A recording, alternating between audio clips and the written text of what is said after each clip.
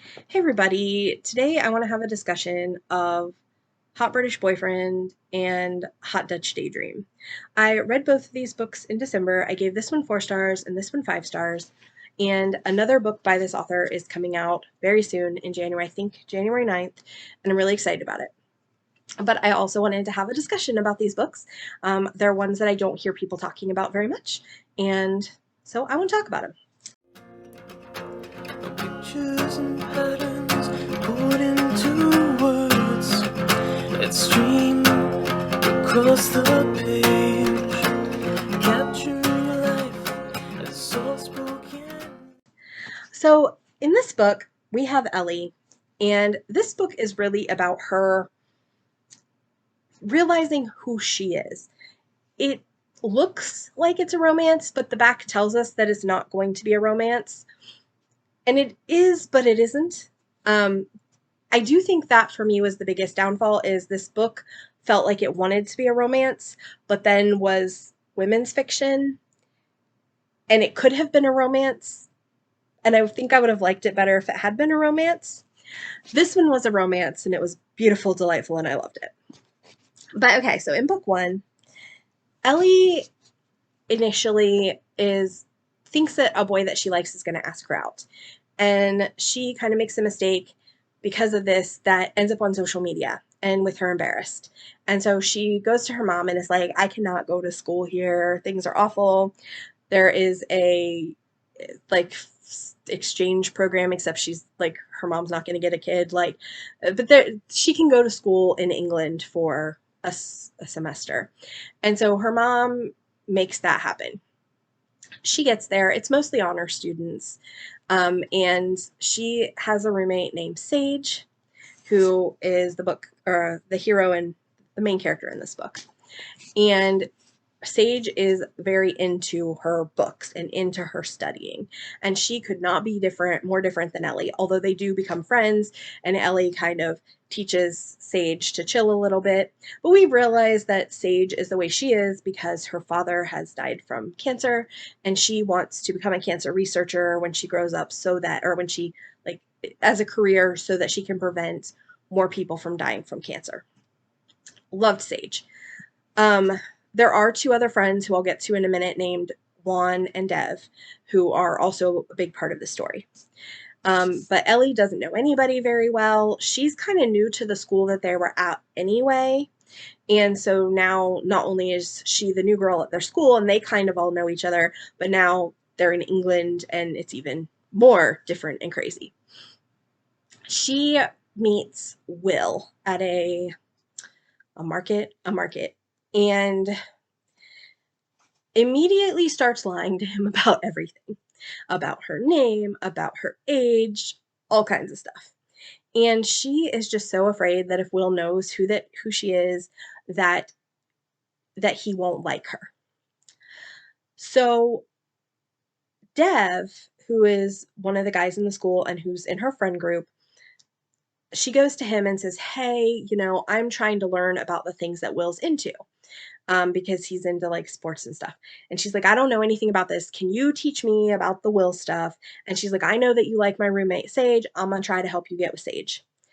And so we have the majority of the book is her dating Will, lying to Will, and then her and Dev working together. And like, we see her and Dev kind of sparking, but Dev is sparking with her authentic self. I really wish that the author had decided that this was going to just be a Dev and Ellie romance and very quickly gotten Will out of the way. That's not what happens. We are at the freaking end of the book when she's like, I should really break up with Will and date Dev. And it's like, duh. Like, duh. So duh. Duh. You've been lying to Will this entire time. But the thing is, like, we see so much of her with Will and having a good time, and Will's not a bad guy. That's the other thing. So we learn early on that his name is Willoughby, like from the Jane Austen, and he takes that moment to tell us, I don't like Jane Austen, and Ellie does, but she's like, doesn't mention, hey, yeah, I happen to like Jane Austen. So I was wondering if we were going to get like a Sense and Sensibility type retelling, if Will was going to be awful, if he was going to do things. And here's the thing. Will and Ellie's relationship is a red flag, but I didn't think Will was a bad guy. Will is he's he's finished high school. He's not 100% sure what he wants to do with himself, but he doesn't seem like a genuinely bad guy. Ellie is making the problem of she's lying to him about everything to impress him. And so I actually felt sorry for him in this because I felt like he really got the bad end of everything. And I kind of hope that at some point the author goes back and gives us Will's story, because I don't think Will was a bad guy. I think him and Ellie weren't well suited because Ellie kept lying about everything from the get-go. Ellie was the problem, 100% the problem. So, but we spend so much time with her and Will that I couldn't discount his relationship with her. And then she gets with Dev, and like, we can see that she should be with Dev. I'm not mad she's with Dev, but I almost wish it was one of those where we'd seen less of Will and mostly her talking to Dev and spending time with Dev if she's going to end up with Dev.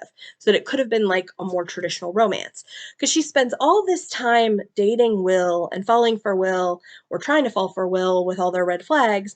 And then she's like, man, Dev likes me for who I am, and I like him for who he is, and I shouldn't be with Will. Which, like, we as the reader knew, pretty early on. So this is mostly about Ellie, like, figuring out that she can be her authentic self, be loved, and be with somebody who loves her for who she is and doesn't have to be cool to get a guy. And while I thought that was a good message and a good story, I just really was hoping for a romance. And like, the back of the book kind of told us that's not what we were getting into. But I felt like this could have been done just a little bit differently and been a romance. And I think the thing is, too, with the second book being a romance, I found that book one not being a romance, like not a traditional romance, was kind of confusing. Because in most romances I've ever read, you have the girl get with the guy, the right guy, pretty early on. And if there's any like dates or anything outside of who she's really going to end up with, they minimize that. And that's not happening with her and Will. They are going on dates, they're having a good time.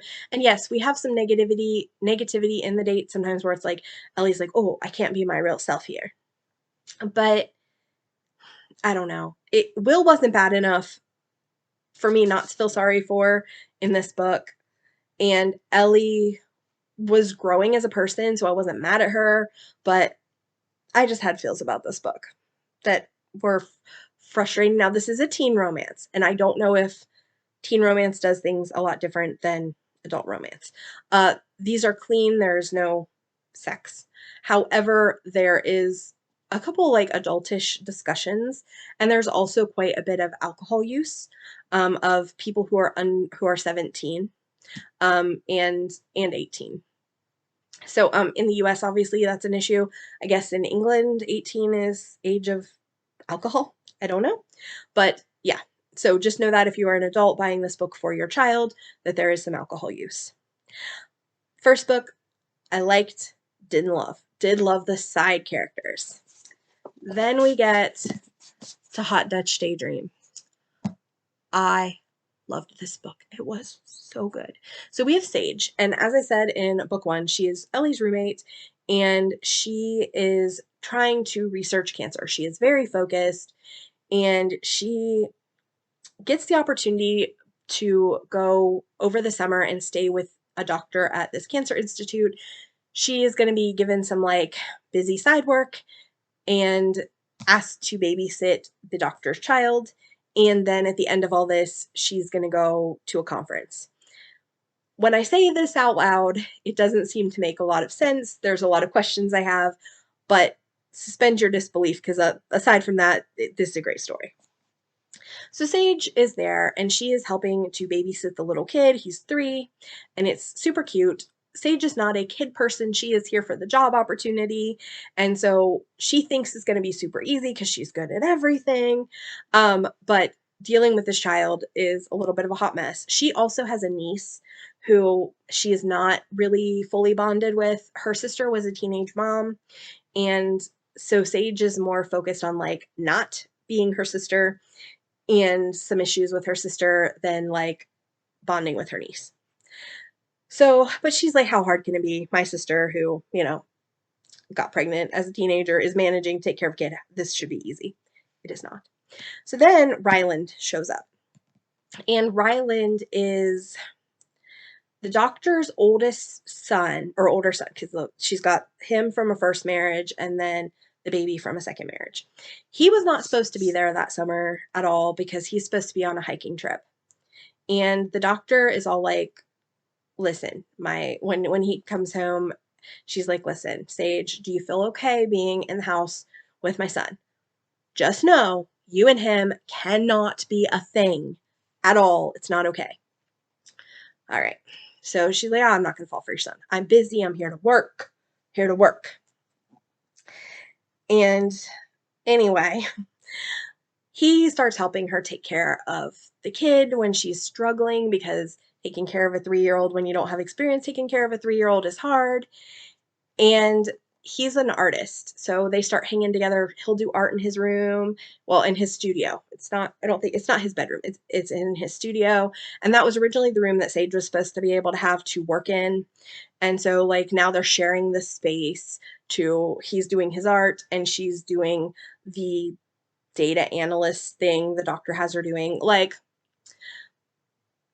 I kind of dislike the doctor sometimes. I thought the doctor was being really unfair about a lot of things, including like bringing this girl to do research, but you're really just getting free childcare from her.